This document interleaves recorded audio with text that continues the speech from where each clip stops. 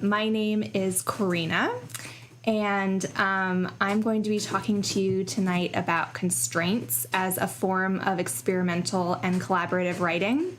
I'm going to introduce you to the Oulipo, or the Workshop of Potential Literature, and the Writhing Society, which is a group based in Brooklyn that I'm part of. And we'll have the opportunity to do some experimenting together toward the end. I created a Google Doc, which I linked in the Slack, with a link to sign up to join the next Writhing Society, which you won't want to do yet because you don't know what it is, but once you find out, I know you're going to want to sign up. So there's a link there, and I also have some recommended reading and some links associated with the final exercise that we're going to do tonight, which is emoji translation and emoji poetry.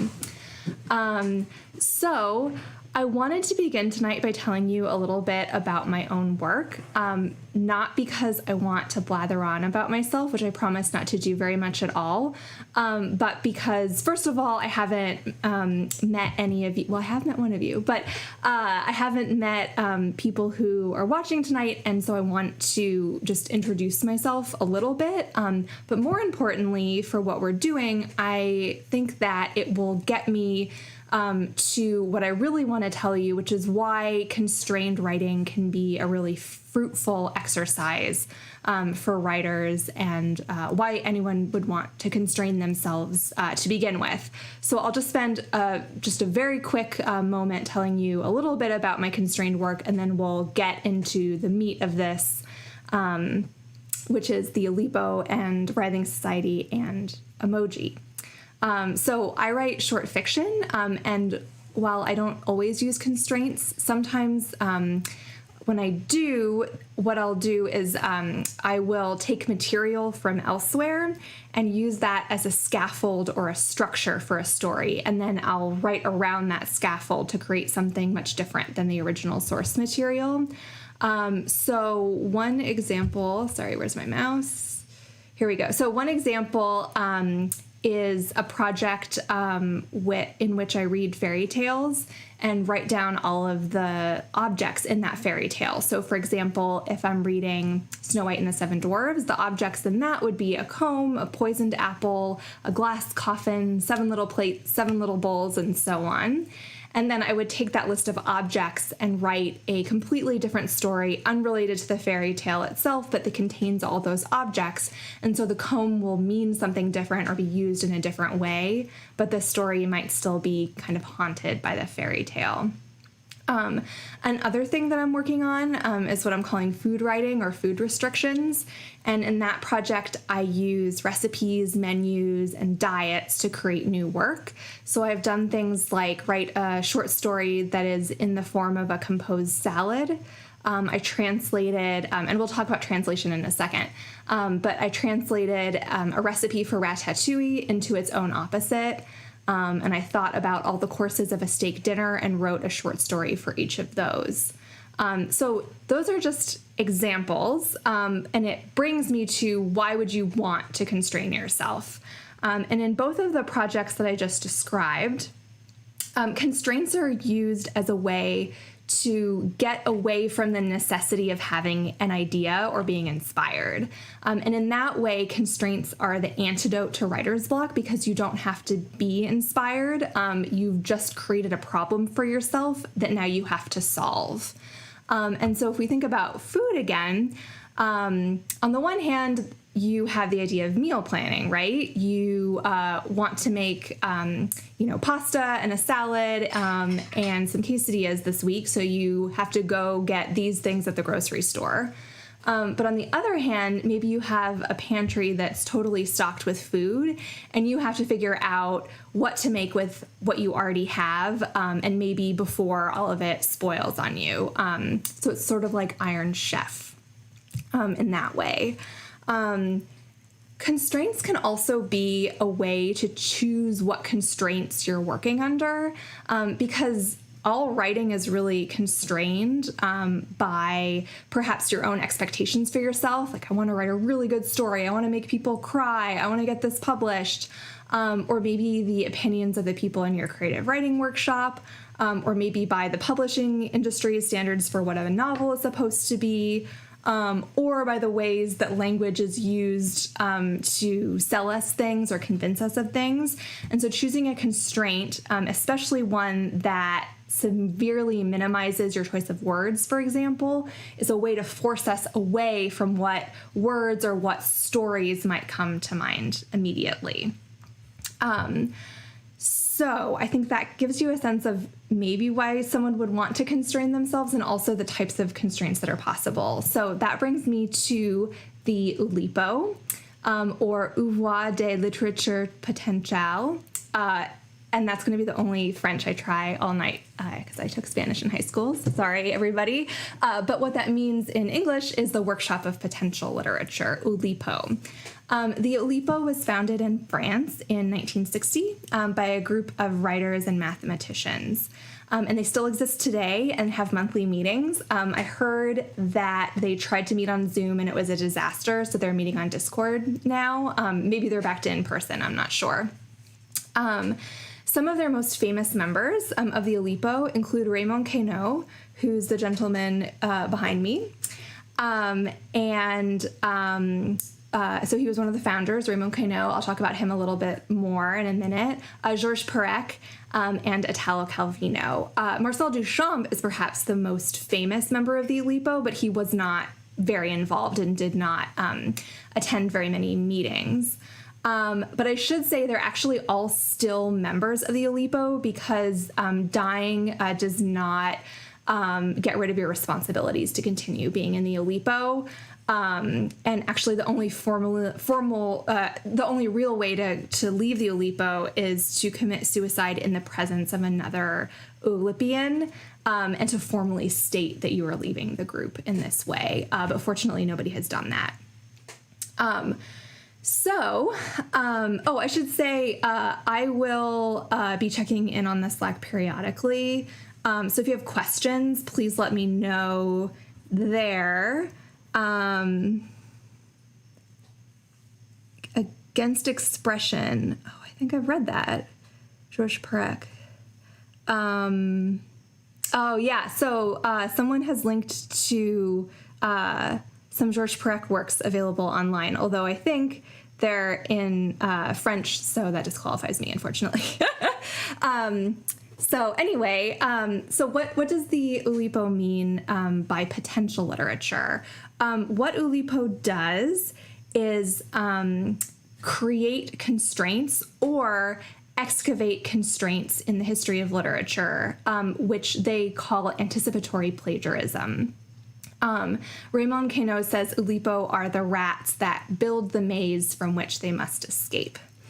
They were founded partly in opposition to surrealism. Queneau had been part of the surrealist movement, but had a falling out with André Breton, as I think almost everybody did. And surrealism is, in some ways, all about inspiration. It's about plumbing your own depths. They were often chance-based. They used things like the I Ching to create work. And so in some ways, that is a way of also getting rid of the necessity of being inspired, or a way to remove yourself from received ways of expression, received language. But Oulipo is anti-chance. They're all about work and problem solving. So this might be somewhat against an idea that you have of experimental literature, perhaps, or a sort of received idea of what experimental literature is. It might be kind of like, weird text sizes all over the page, which I think comes from constructivism, or a kind of romantic randomness. But Oulipo and constrained writing in general are a different kind of experimentation, one which is almost scientific. Of course, it's not literally the scientific method, but it is that same sort of curiosity. What will happen if I do this? Can I get myself out of this mess? What will happen if I combine these two things, or have this thing put pressure on this other thing? And that way it's experimental. Like, I'm going to try this and let's see what happens. And the history of literature is filled with constraints. A sonnet is a constraint. It has to be 14 lines and have a certain rhyme scheme and structure. But let me give you some examples of Oulipian constraints, and I'd be glad to discuss more later, too, if you want. There's tons of really amazing examples, and if you have some favorite examples, you could also put it in the Slack. But one of the quintessential Oulipian works that was constrained was created by Raymond Queneau, called the 100,000 billion poems. And what it is 10 sonnets, actually, so they're 14 lines each. But in each sonnet, every single line can be recombined with any of the other lines. And so what you've created is a ton of potential poems. So many poems that you could not read them all, even if all you did for the rest of your life was read poems. And in making this work, it led to the creation of the Oulipo because Queneau asked François de Lyonnais, Le Lyonnais, a mathematician, how he should do it, and the two of them with others founded the Oulipo. A very famous constraint is a lipogram, and what that does is it eliminates from your vocabulary one letter or several letters of the alphabet. So the most famous example was by Georges Perec. In English translation, it's a novel called A Void, and it does not contain the letter E. And this is not a regular book written in French in which just the E's have been deleted. Instead, his vocabulary was limited to words that already do not contain the letter E. And there are no E's in the English translation, and there are no E's in any of the other translations. It's been translated into many different languages, including Japanese, I heard. So moving on, a few other examples, a slightly more recent one. Anne Garetta, who's a more recent member of the Oulipo, wrote a novel called The Sphinx in French, which is a love story that has no gender markers in it whatsoever. The gender is continuously ambiguous for all the romantic characters. Another example, which I really enjoy, are called perverbs, which were created by Harry Matthews, who was the first American member of the Oulipo. And he played with perverbs in a book called Selected Declarations of Dependence. And what perverbs are is they procedurally deform proverbs. So one way is by smashing two proverbs together. One example is the customer favors the brave. Or one of my favorite examples by Brendan Byrne is now we're cooking with business. So those are perverbs. And those are some examples of Oulipian constraints. More will come up, I'm sure, as we keep talking. But if you have any favorites, post them in the Slack and I will tell them to the camera. And also post questions if you have any. I'm going to peek. None right now, but I will keep peeking, so please put them in there. So actually, I'm going to take this opportunity to drink a glass of water, or a sip of water. Okay, so that is the Oulipo. And now I'll tell you about a much less exclusive group, which you could all be part of, and I am part of, which is the Writhing Society. Writhing Society, very much inspired by the Oulipo, was founded in Brooklyn by the writers Tom Lafarge and Wendy Walker in, I think, 2008. Tom Lafarge actually is a Princeton alum. He got his PhD in English here. And Tom and Wendy began the Writhing Society at a gallery called Proteus Gowanus, where they were both editors of Proteotypes, which was the gallery's publishing arm. And there was also an Oulipo reading room in the gallery. And every week, Writhing Society would gather to practice writing under constraints. We practice constraints that are created by the Oulipo, created by other writers and artists, and created by members of the Writhing Society. Tom and Wendy led the sessions for many years, but then opened it up for other writers to lead, including myself. And we met at Proteus Gowanus until it closed, and then we moved to the Brooklyn Commune, and then we hopped around to each other's apartments, and now we have a home at Brooklyn Public Library, where I coincidentally used to work. And writing societies generally follow a basic structure. They're 2 hours long. The leader will introduce the constraint, put it in context, explain maybe why they're bringing it to the writing society at this moment. And then we'll all quietly writhe by ourselves, work on the constraint, and then we'll share, read our work, and then we might write again, maybe adding a new layer of complication or developing it further, and then we'll share our work again. And at this point, I should say, Writhing Society is a salon rather than a workshop. And so unlike a creative writing workshop at a university, for example, we're not there to critique each other's work. We're sharing first drafts, and we're, just experimenting and being playful. So we're not trying to improve each other's work, but we'll often have a really great discussion.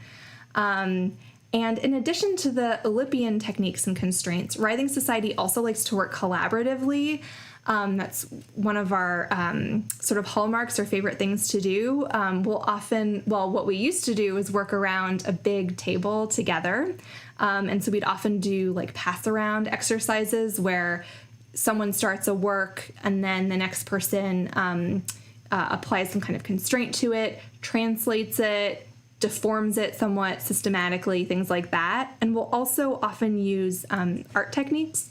So the table used to fill up with scissors and glue and pieces of magazines, in addition to lots of dictionaries and lots of wine glasses. And the good news, especially for everybody watching, if they're excited, is Writhing Society continues to writhe via Zoom during the pandemic. We writhe once a month on Saturdays, and we've had writhers from all across the United States, as well as several in different places in Europe. One person has been joining us pretty regularly from Israel. We've had lots of guest animals, and an American member of the Oulipo actually joined us for our first Zoom session. So it's really great, and if you're interested in joining us, there's a link to sign up in the doc that I posted on the Slack. So everyone welcome. It's free, no experience necessary, and you don't even have to think of yourself as a writer. Just come and play with us. It'll be fun. So now I want to talk to you a little bit about translation in the Oulipian and the Writhing Society sense, and that's going to lead us into the exercise that we're going to do tonight. Fortunately for me, because I am monolingual, despite my Spanish classes in high school, translation for the Oulipo and for Writhing Society almost never has to do with two languages. It's usually from one language back into itself. So it's great if you're monolingual like me. And here are a few examples. These are going to be some more Oulipian constraints to give you more flavor of the Oulipo. So different kinds of translation. The first and one of my favorite is antonymic translation. So you translate a text into its opposite. And that can go several different ways. You might go word by word and translate every single word into its opposite, which is easy for things that have a clear opposite, but then you have to think, okay, what is the opposite of a whale? What is the opposite of an uncle? So that's like a fun exercise. You could also take the entire text and think about what it's getting at and then turn that into its own opposite. So you have a few different ways of translating. Grammatical translation alters the aspects of grammar for a text. So if you have to be or not to be, that might become to have been or not to have been. That might have been the question. So you change something about the grammar, like the tense in that case. And I should say, maybe this is obvious, but all of these translation exercises take a source text and then translate it or change it or deform it other constraints that we were talking about, you just start with your, you start from scratch or start with some other kind of material. Okay, so a couple more examples of translation in the Oulipo. Homolexical translation preserves only the vocabulary of what you're translating, but then you just completely rearrange it. So the syntax and the is completely gone. So you're just left with words to work with. Homosemantic translation, the meaning is kept, but all of the vocabulary is discarded, so you have to come up with a new way of saying it. Homosyntactical translation preserves the syntax, but none of the words. So basically you're left with word order, article, verb, noun, verb, and so on, and then you plant your own vocabulary on top of that structure. Homophonic translation translates the text into something that sounds basically the same. So a famous example of this is recognized speech becomes rec a nice beach. And definitional translation, you look up every single word of a text in the dictionary and you replace it with a full dictionary definition, which is great if you're being paid by the word, for example. And then Writhing Society does something I'm not sure if the Oulipo do, but which is translating images into text. Actually, I do have an Oulipian example of this. But what Tom and Wendy have a really amazing collection of postcards. So they would bring them in, and you would get a stack of postcards and arrange them in a way that you want, maybe that creates a narrative, like a comic.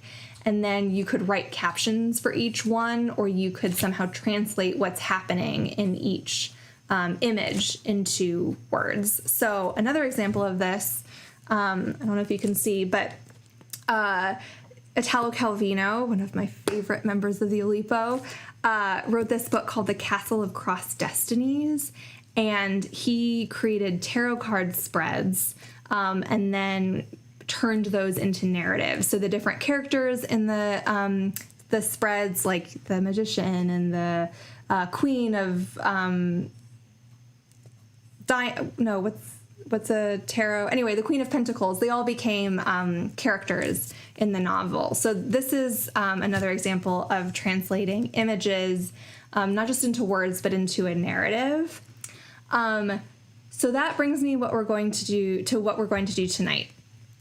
We're going to write poetry in Emoji, which I think is perhaps not English, but is a universal language. And then we're going to translate them. So this idea was brought to the Writhing Society by member Elizabeth Sherman, and she had been a Writhing member in Brooklyn and then moved out west and created the Society for Potential Literature, or SPIL. And she led a Writhing Society quite recently using an emoji generator. And then, I'm just looking on Slack. Cosmic Comics is just really special. Emoji. So we used an emoji generator to generate emoji poetry for us that we then translated into English poetry. But I thought we would do two things tonight. I thought we would start out by writing our own haiku in emoji. So for those who don't remember, a haiku is 5 syllables, 7 syllables, and 5 syllables.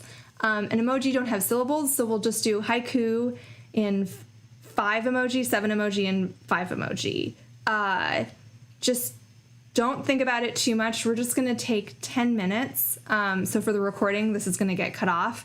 But we're just going to take 10 minutes, write an emoji haiku, whatever that means to you, and then we'll check back in and we'll translate them. And I'm going to jump on Slack and also write some. And if there's questions, put them in Slack now, and we'll have a discussion.